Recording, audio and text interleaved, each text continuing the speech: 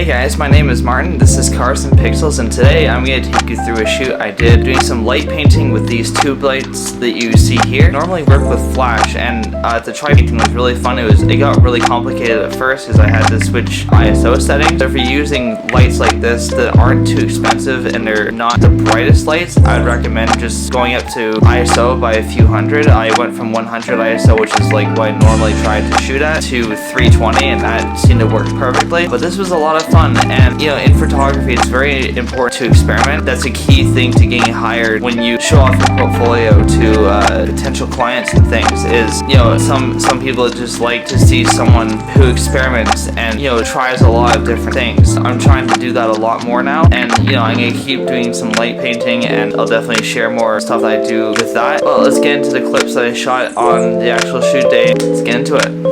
Hey guys, so I found this cool location here. There's a nice big corporate building in the background. I'm gonna try to shoot my car right here. I'm gonna try to shoot kind of right in front over here, and have the building in the background. I'm gonna use lighting of the light tubes in the photographs, and hopefully that will that'll work out.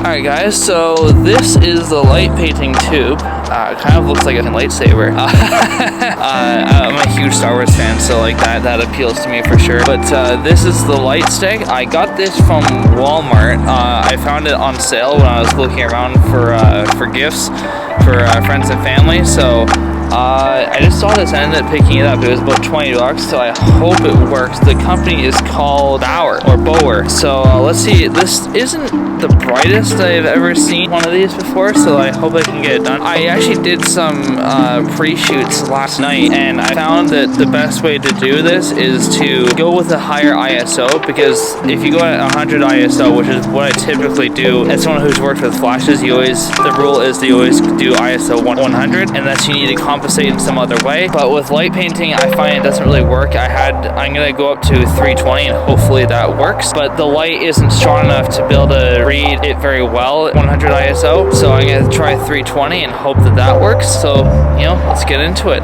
Alright, so the first thing I'm gonna try here is take some bracket shots. So I'm gonna go through different shutter speeds and get different exposures of the car. That way I have like a base setup, and then after that I'm gonna go into the light painting with the light tube here.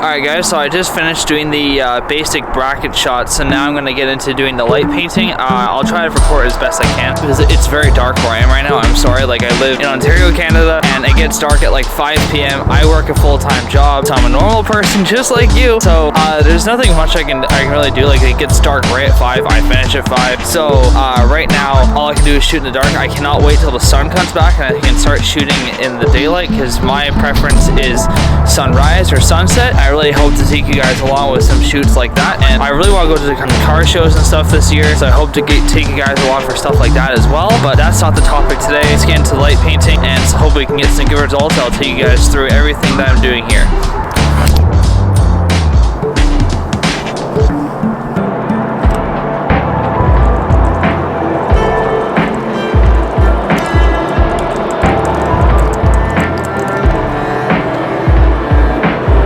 Guys, so I'm using this as a freaking key light. I'm gonna try to switch up the colors now, because this can go into many different colors.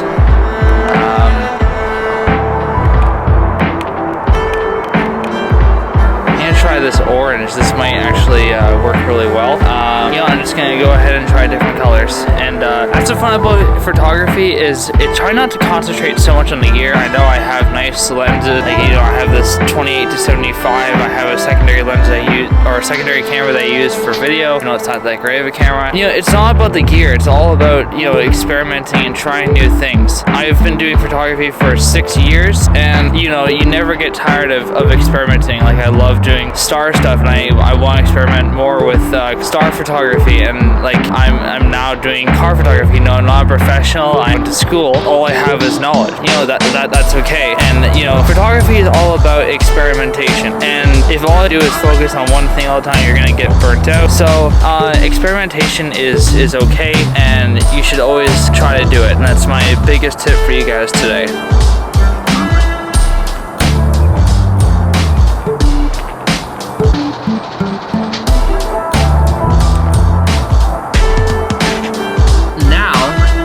I got all the shots that I pretty much wanted for the hero shot. Now I'm gonna try experimenting with using RGB with some close-up detail shots of the car. You know, like getting the corners, all the nice curves in the car. Yeah, I'm gonna try to get some detail shots and use the RGB for that. It might actually be better in this circumstance to use the colored lighting for that instead of the white. So this is my new angle here. I'll show you guys. So I'm gonna try getting some RGB shots of this, and you know, hopefully it works out.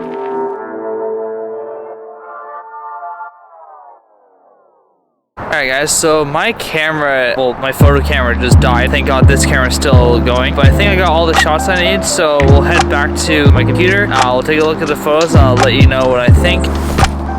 Alright, so this is the final image here. I'm pretty happy with it. I did wish that I got more color into the hero shot where you could see the whole parking lot and the building behind. I could only use the different colors when I was up close because that was the only way that I could actually see the colors coming from the light getting in the shot as well. Like, you can see me moving the light through the shot, and to use the color I had to get really close, so it was impossible for me to get that shot from far away, so I had to do a detail shot using the RGB functions of these lights. But anyway, I'm pretty happy with what I got, and basically I just blended these shots together in Photoshop. I just had an original shot that I took without the light painting, and I took several shots with light painting and just added those together in Photoshop. If you guys want me to do a tutorial on that, please let me know in the comments. But with all that said and done, I hope you enjoyed this video. I had fun shooting this, and again, it's very fun to experiment, try different things in photography always. Like it's a lot of fun, and if you stick to one thing, then